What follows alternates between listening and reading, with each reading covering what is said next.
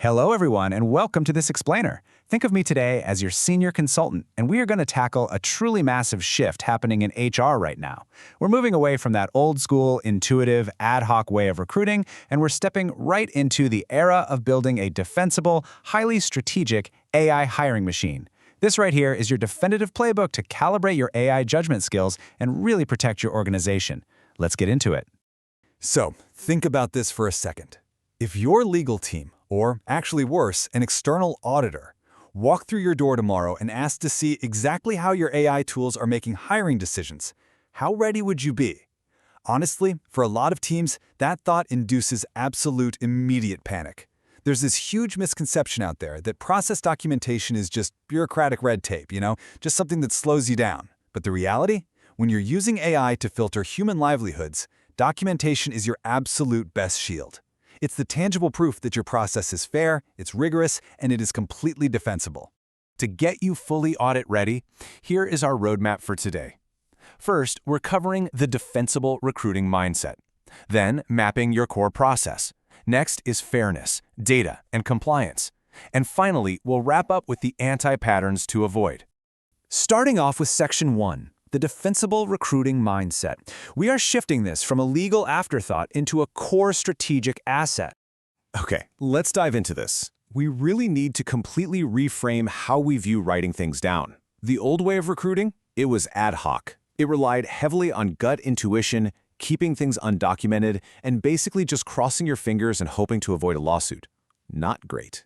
But the new way? It's systematic. It's highly intentional, completely defensible, and fully operationalized. Writing good documentation is not a burden, it's a proactive investment. It's literally what helps you recruit better, make faster decisions, and hardwire fairness directly into your daily operations. Moving on to Section 2. Mapping your core process. This is the blueprint of your 8-component package. Component number 1 of this package is your visual workflow. Now, we're not talking about some massive 50-page manual nobody reads. It's a clean, high-level map tracking the candidate journey from application right through to the final decision. The absolutely critical part here is that you must explicitly map out exactly where the AI touch points happen, like say Step 2 for resume screening or Step 4 for technical assessments. And you also have to map exactly where the human review comes in. That way, if a candidate questions why they weren't hired or an auditor asks how an AI tool was deployed, you can point directly to this map and confidently say, here's our exact path. Component 2 requires actually documenting the specific AI tools themselves. You need a simple matrix that covers the tool's purpose, the validation data, your human review process, the data sources, and the appeals process. As your consultant, I highly recommend using a quick mental checklist right here to evaluate task risk versus AI capability. Ask yourself, is this task high risk, like making a final interview selection, and is the AI's capability actually proven for this specific task? Now, what's really interesting about this slide is a great anecdote from our source data. A tech company started using an AI tool to schedule their phone screens. Well, candidates were super frustrated because the scheduling felt totally arbitrary to them. But when the company simply documented the tool and explained the AI's logic to the candidates up front, their perception changed completely. The AI's logic didn't change at all, just the transparency did. Rule of thumb, if you can't explain your AI tool, you really shouldn't be using it. And that brings us perfectly to Component 3, Decision Criteria Documentation. Look, for every single major yes or no decision in your pipeline, you need explicit criteria. Take phone screens, for example. To pass, maybe you decide they need relevant experience and clear communication ability. To fail, maybe they're missing critical skills or have background check red flags. Why do we need this spelled out so literally? Because it ensures absolute consistency across your entire team of recruiters. When you look back 6 months from now, you will not have to guess why a candidate was rejected. The criteria will be staring right back at you. Component 4 is your documentation standards. Standardizing your rules is absolutely essential. For instance, you might mandate that all phone screens must be logged within 24 hours, and crucially that all AI tool outputs require human review before a final decision is made. Why is that human review standard strictly non-negotiable? Well, because AI hallucinates. It just does. An AI summarizing a candidate's resume might completely fabricate statistics. It might invent a college degree out of thin air or create totally fake citations of past work. Making human review a standardized habit protects you from these exact hallucinations. It turns documentation from a sporadic, annoying afterthought into a really strong operational muscle. Okay, on to Section 3, Fairness, Data, and Compliance. This is all about measuring what actually matters.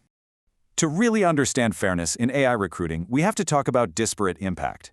This is a legal concept where a policy or a practice has a disproportionate negative effect on members of a protected group, even if you never ever intended to discriminate. The big takeaway for us here is that fairness does not magically happen just because you have good intentions. It requires active measurement, active investigation, and a formal monitoring plan. Which leads us to Component 5, your Fairness Monitoring Plan. Let's look at a real-world example. A company tracked their engineering offer rates and found male candidates were getting offers 35% of the time, compared to female candidates at just 28%. By tracking these specific fairness metrics, they were able to dig in and realize their interview rubrics were way too vague. Interviewers were heavily weighting these nice-to-have skills that the men in the applicant pool just happened to disproportionately possess. Because they caught this bias in the data, they were able to retrain the team, tighten up the rubrics, and successfully equalize the offer rates. That right there, that is defensibility in action. Components 6 and 7 are your data handling policies and your legal compliance checklist. Let's run through these quickly because they are absolutely vital. You've got to ensure you're hitting the FCRA for background checks, EEO for anti-discrimination, the ADA for disability accommodations, GDPR if you are touching European data, and of course various state laws like salary history bans or ban the box. Having this checklist and using it systematically proves to any auditor that you've done your legal homework and that candidate data is locked down tight. The eighth and final component of your package is the changelog. And this brilliantly illustrates how a healthy recruiting process naturally evolves over time. Say in Q1, the team implemented a new AI resume tool. Then in Q2, they added fairness monitoring. When you are troubleshooting a weird issue 2 years down the line, trust me, your institutional memory is going to fail you. This changelog acts as your time machine, so you can understand exactly what shifted, exactly when it shifted, and why. Finally, Section 4, Anti-Patterns to Avoid. Time for a quick reality check. I want to warn you about the most common traps that teams fall into when setting this up.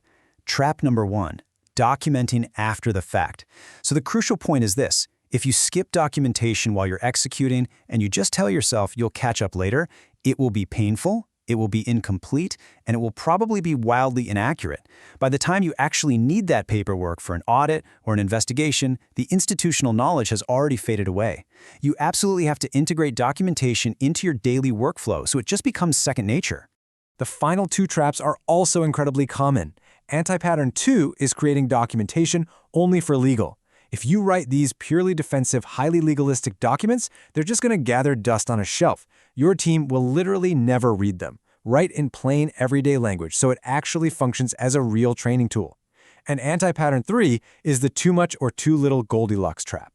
If you try to document every single word of a 30-minute phone screen, you'll drown in data. But if you document nothing, you leave yourself completely exposed. You want that Goldilocks zone. Just capture the criteria, the AI's logic, and the final decision. I want to bring our coaching session together today with a really powerful quote. Documentation is how you turn an intuitive recruiting process into a defensible one. That right there is the absolute essence of what we've talked about in this explainer. By committing to this 8-component package, you aren't just doing bureaucratic busy work.